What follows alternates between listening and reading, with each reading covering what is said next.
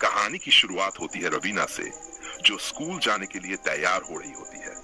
तभी उसकी माँ, जो अपनी प्यारी लाडली बेटी को बहुत प्यार करती है, उसे समझाती है, बेटी, घर की इज्जत घर की बेटी के हाथ में होती है।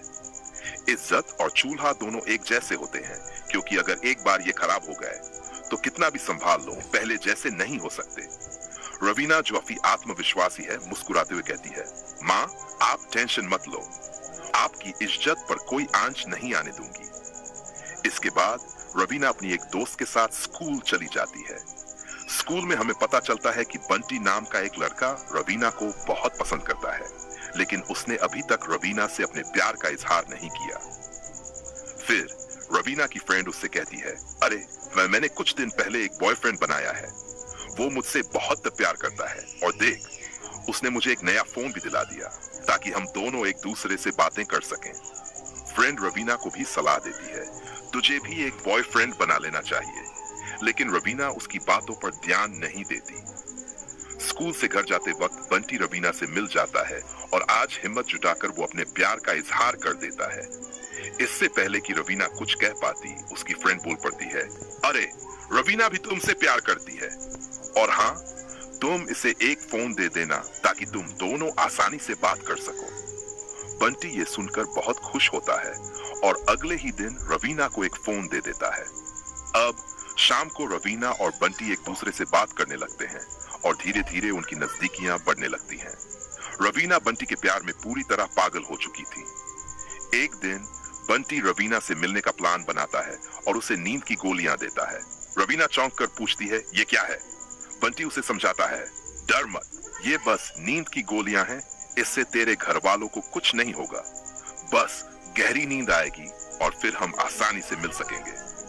रवीना उन गोलियों को दूध में मिलाकर अपने घर वालों को खिला देती है और जब सब सो जाते हैं तो बंटी को अपने घर बुलाती है।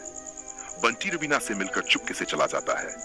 कुछ दिनों बाद रवीना सुनती है कि उसके माता पिता उसकी शादी के लिए लड़का ढूंढ रहे हैं। वह बहुत उदास हो जाती है, क्योंकि वह सिर्फ बंटी को ही अपना जीवन साथी बनाना चाहती थी। वो बंटी से हबात कहती है और दोनों यह डिसाइड करते हैं कि वे भागकर शादी कर लेंगे। रवीना अपने माता पिता की मर्जी के खिलाफ बंटी के साथ भाग जाती है। बंटी उसे अपने दोस्त के घर ले जाता है और वे कुछ दिन वहीं रुकते हैं। इधर जब रवीना के घर वालों को उसके फरार होने का पता चलता है तो उन्हें बहुत गुस्सा आता है। रवीना के पिता थाने जाकर उसकी मिसिंग रिपोर्ट लिखवाते हैं। पुलिस अधिकारी को सारी बात समझ आ जाती है और वह रवीना के पिता से वादा करती है कि वह जल्द से जल्द रवीना को ढूंढ लेगी। बंटी का दोस्त, जो बंटी की मदद कर रहा था, रवीना पर बुरी नजर डालने लगता है।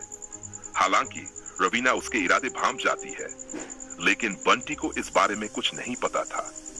एक दिन रवीना की तबीयत अचानक बिगड़ जाती है, तो बंटी उसकी दवाई लेने के लिए हार जाता है और अपने दोस्त से रवीना का ध्यान रखने के लिए कहता है, लेकिन उसका दोस्त मौका देखकर रवीना को नशीली दवाई देता है। रवीना बेखबर उस दवाई को खा लेती है और बेहोश हो जाती है। इस मौके का फायदा उठाकर रवीना के साथ घिनौना काम करता है। तभी बंटी वापस आता है और यह देखकर आगबूला हो जाता है। वह अपने दोस्त से लड़ाई कर रहा है और गुस्से में उसे मार देता है।